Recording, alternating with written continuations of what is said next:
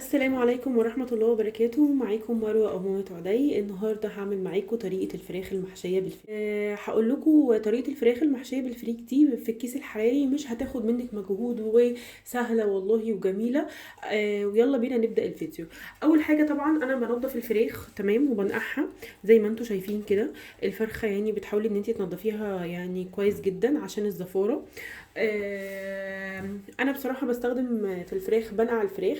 بنقعها ازاي؟ بحط عليها الاول بغسلها كويس جدا، وبنزل منها الحاجات اللي هي فيها دم او كده، وبعد كده بغسلها بالدقيق والملح والقرفه والجنزبيل.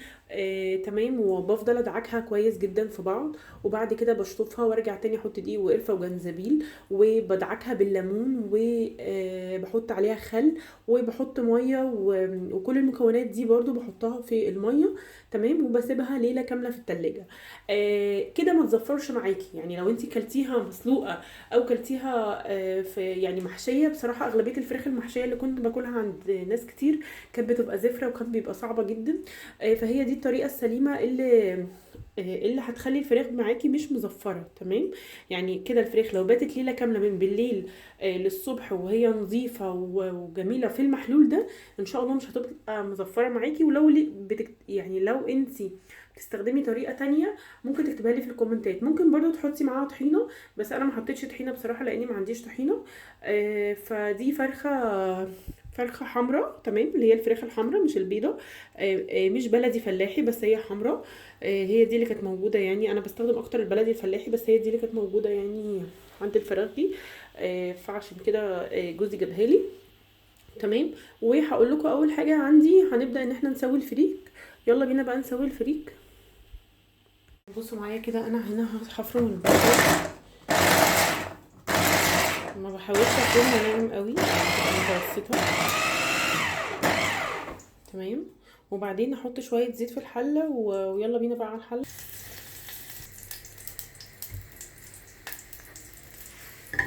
انا هنا اهو حطيت البصل. تمام، وهبدا ان انا يعني احركه كده او اشوحه في شويه الزيت. طيب انا بحط ايه مع البصل؟ بحط ورق لورا. تمام، انا بصراحه بحب ورق اللورا مع اغلبيه الحاجات عشان بتدي ريحه حلوه. بحط بهارات فراخ، يعني حوالي نص معلقه صغيره بهارات فراخ. تمام اهي، بتفرق جدا في الطعم مع الفريك. بفتح حبهان كده. تمام، اقلب بس هنا. بفتح حبهان كده واحطه.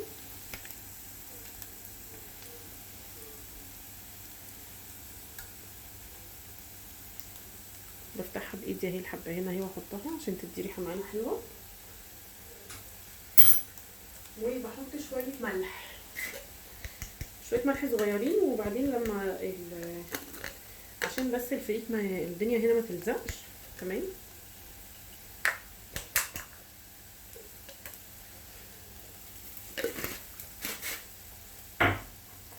وببدا اقلب. بهارات الفراخ دي بتدي طعم تحفه تحفه تحفه تحفه للفريك، بجد حلوه جدا. تمام، ببدا انزل بقى. هي البصله عندي يعني اتحمرت شويه، ببدا انزل عندي بالفريك. الفريك عندي يعني دول حوالي نص كوبايه منقوعين. تمام،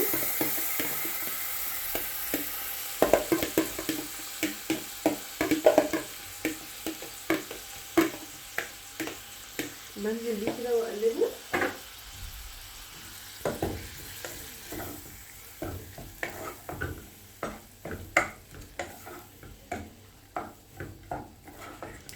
عشان اشربه من الحاجات الموجوده. الفريك بيسوى زي الرز. انا في العادي بعاير، بس هنا عشان كنت عامله كوبايه رز وخدت منها يعني كوبايه فريك عليها كوبايه رز. حط شويه ميه سخنه. هو لازم الميه تبقى سخنه عشان ما يعجنش مننا. تمام، وبعدين ازود برضو حبه كمان، واسيبه لما يغلي واوطي عليه واحط عليه شياطه من تحت زي الرز بالظبط.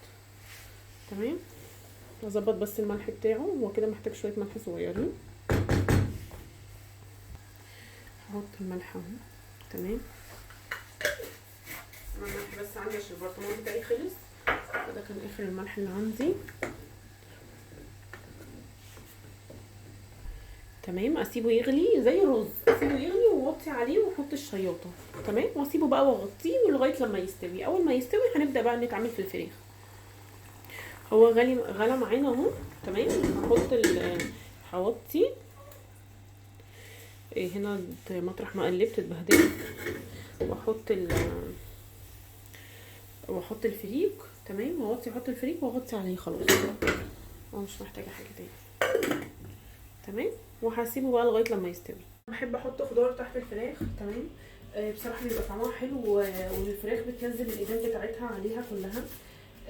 ما بحطش كميه كبيره، على حسب بقى مثلا انت عندك مثلا ولاد فانت عامله فراخ وعايزه معاها خضار، بتحطيها برده في الكيس الحراري. بصراحه بتبقى حلوه. تمام. بقطع البصل اهو. تمام.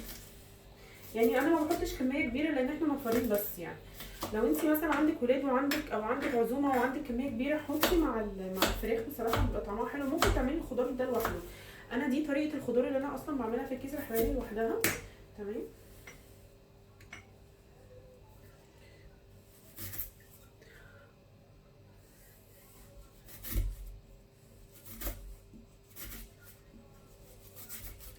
بقطع البصل اهو كده. انا قطعت الطماطم بتاعتي. تمام. اللانشة دي، وده عندي فص توم. تمام. ده توم مفروم، ده توم مفروم جاهز، انا جايباه جاهز. هوريكم العلبه بتاعته دلوقتي.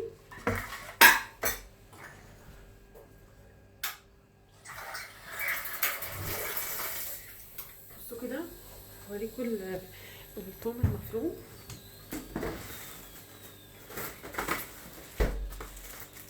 دي علبه التوم اهي. دي كنت جايباها من فتح الله. تمام. هي عباره عن كيسه كده فيها فصوص توم. بس هو يعني انا مش عاجبني ان لونه بس مغير، لكن هو اصلا يعني بصراحه بيسخن الاكل وسريع وسهل بالنسبه لي جدا. هنحط بقى على الحاجات دي البهارات بتاعتها. هنحط حبهان. تمام. هفتح الحبهان كده بالسكينه.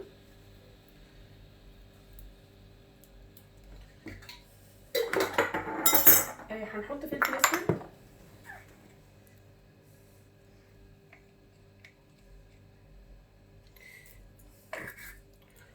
هحط هنا توم باودر اهو.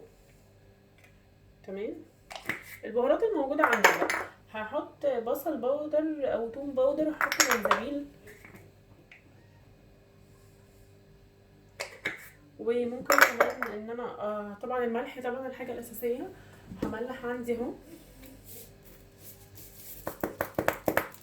منها الريحه بتاعتها الحلوه. اخلط المكونات دي كلها كده مع بعض، الثوم بالبصل.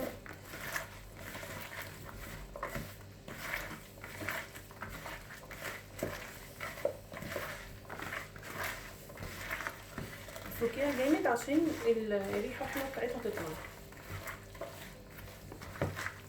بزله جاهزه انا كنت جايباها من فتح الله. بزله جاهزه عموما من عند اي حد بتاع خضار. هبدا احط منه شويه. انا مش عايزه اعمل خضار كتير يعني في البدايه. ده كيس كان فاصوليا وكوسه وجزر انا اللي عاملاه. افضيه كله افضيه كله عليها. تمام.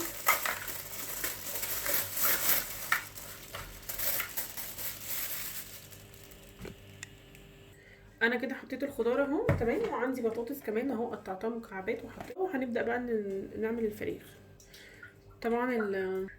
طبعا الفراخ عندنا اهي متنضفه وزي الفل. تمام. انا شطفتها شطفه كمان. ممكن تشطفيها وتسيبيها تصفي ما يبقاش فيها ميه. عايزه تحطيها في مصفى. تمام. تحطيها في طبق. تمام. هعمل ايه؟ هاخد الفريك كده واحده واحده. الفريك طبعا معانا اهو سوا. طبعا هو سخن. تمام. هاخد الفريك كده واحده واحده وابدا احشي الفراخ. الحاجات اللي هي في الفريك طبعا انا بشيلها، اللي انا حطيتها الحبهان والحاجات اللي انا حطيتها. تمام.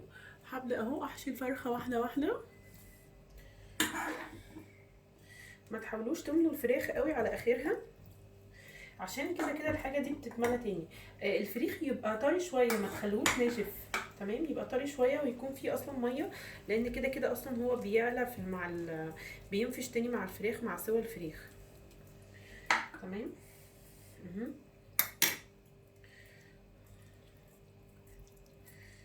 الجزئيه دي اهي. عايزه تلبسي جلافز مفيش مشكله، بس اغلبيتنا كلنا بنشتغل بايدينا في بيوتنا عادي اهو. تمام. هو والله الفراخ دي بتبقى زي الفل وطعمها تحفه. مش اول مره اعملها، عملتها كذا مره، ودي احسن طريقه اعملها بيها.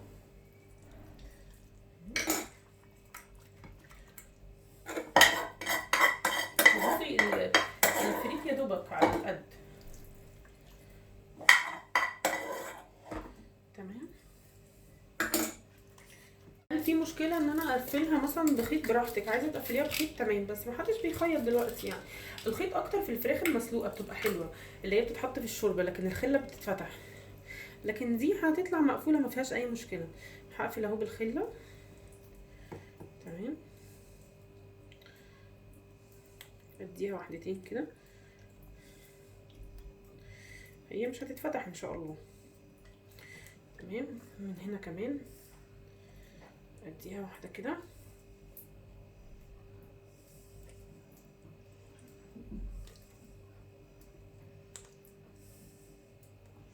كده الفراخ المفروض ان هي كده محشيه معايا وتمام زي الفل.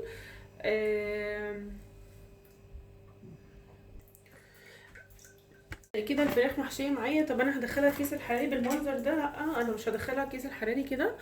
انا هعمل لها يعني من فوق كده، هحط لها شويه حاجات عشان تبقى شكلها كده محمره. هجيب طبق، تمام، واجيب الكاتشب. عندك كاتشب، عندك صلصه، تمام، ما تصعبيش على نفسك. احط شويه كاتشب كده حلوين. تمام. وابدا بقى احط بهارات. طب ايه البهارات اللي انت ممكن تحطيها؟ ممكن احط توم باودر مثلا عليها اهو. تمام، حاجه بسيطه. ممكن احط فلفل اسود. تمام، فلفل اسود. جنزبيل.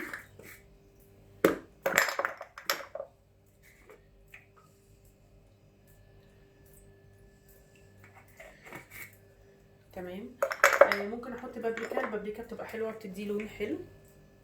اي بهارات عندك يعني، ما تصعبيش على نفسك. تمام. بابريكا، شويه بابريكا. طيب ايه تاني عندي؟ ممكن نحط نقطه قرفه صغيره عشان لو في زفاره ولا حاجه، بس حاجه صغيره خالص. دي مش قرفه، دي مشكل بهارات. هحط حاجه صغيره خالص. والقرفه، تمام، القرفه اهي، ممكن نحط نقطه قرفه بس كده، حلو قوي. وممكن احط نقطه ملح صغيره. تمام. هي الفراخ متبله اصلا لما بتتنقع في الملح. لما هي بتتنقع يعني وكده في الميه بتاعتها بتكون تمام، متبله تمام. بصوا، هو ده الكيس الحراري اللي انا بستخدمه، اللي هي اكياس كوين. تمام. هو بيكون فيها 3 اكياس، ده الحجم المتوسط. بصراحه الحجم المتوسط يعتبر يعني من الاحجام الكويسه. بيكون جاي معايا يعني، هو ده حجم الكيس. تمام. وانا هشيل الكيس التاني ده. هو بيكون جاي معايا اللي هي دي، اللي هي الاجزاء اللي بتقفله. فهاخد واحده. لما بتستخدم الكيس الحراري بيلزق في الاكل او في الفراخ، لا احنا بنحط معلقه دقيق. تمام. وبنبدا ان احنا يعني نقلبها كده في الكيس عشان تتوزع كلها، وبالنسبه للباقي خلاص بنرميه. طيب انا الكيس الحراري بتاعي كده دلوقتي جاهز اهو على الاستخدام على طول. هبدا بقى اتبل الفراخ، يعني احط التتبيله اللي انا عملتها دي فوق الفرخه. الفرخه اهي عندي، ودي التتبيله اللي انا عملتها. هبدا ان انا اقلبها مع بعض. ممكن اقلبها عادي بالفرشه، وابدا اتبل الفراخ. ميزه الكاتشب ان هو بيديها اللون اللي هو الاحمر الحلو ده. تمام. ابدا ان انا احط بقى عليها، كل ما تحطي عليها كل ما الفراخ هتطلع يعني حمرا وجميله. تمام. هيطلع اللون في الاخر تحفه.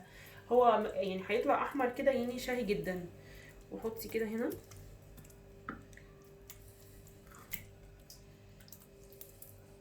تمام في الجناب، وتقلبي الفرخه كده. اوبا، تقلبي الفرخه كده وتحطي في ظهرها.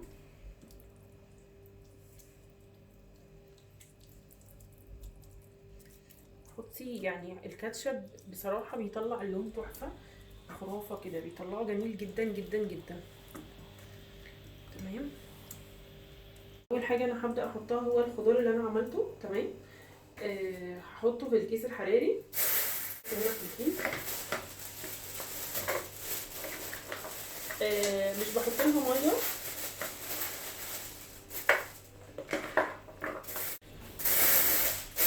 هبدا احط اهو في الكيس قدامكم. تمام.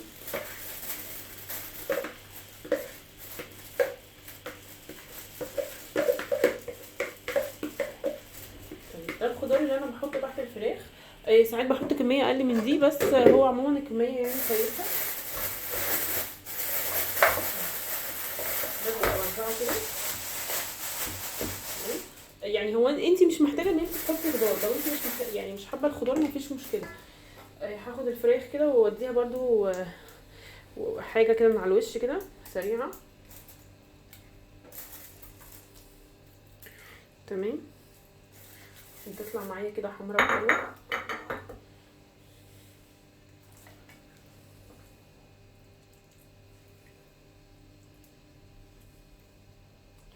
بصراحه الفراخ دي ما بتطلعش زفره خالص وبتطلع تجنن يعني. احط بقى الفرخه هنا. تمام. خلاص انا كده يعتبر خلصت الفراخ اللي هي في الكيس الحراري كده، وهقفلها. تمام. انا كده خلصتها. هبدا ان انا اقفلها.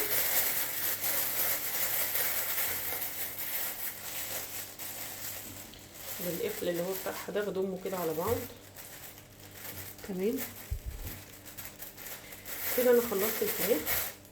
طيب بعمل ايه تاني؟ بغزها بالسكينه كده كام غزه بايد السكينه كده. تمام. واغز، مش هغز الفراخ، اغز الكيس. بغز الكيس كده كام غزه كده بالسكينه. الصينيه هي الله اكبر اللهم بارك، يعني شكلها تحفه. تمام. انا دلوقتي هدخلها الفرن.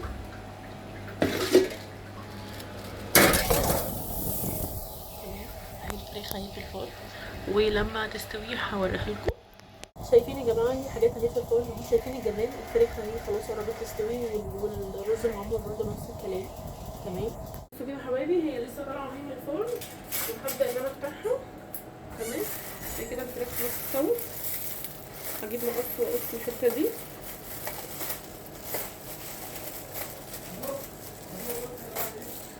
بصوا الفراخ زي الفل نار سخنه جدا. بصوا الحلاوه والجمال، شايفين الشكل التحفه. بصوا انا هقرب لكم كام. بصوا ادي الفراخ اهي والفريك اهو عليها. تمام. هي مستويه جدا جدا جدا لدرجه ان هي مهريه. تمام. مهريه من السوا. الكيس الحراري ده يا جماعه حلو جدا وبيسوي الحاجه حلوه جدا جدا. وادي الخضار اهي حوالين منها. ادي الفراخ اهي، وادي الرز المعمر. شايفين الحلاوه والجمال؟ شايفين لونه تحفه. بالهنا والشفا يا رب عليكم. لو جربتوا الوصفه دي اكتبوا لي في الكومنتات، وبليز ما تنسونيش في اللايك للفيديو والسبسكرايب للقناه، وفعلوا الجرس عشان يوصل لكم كل جديد. وشكرا لكم ووقتكم، ويا ريت اكون فدتكم.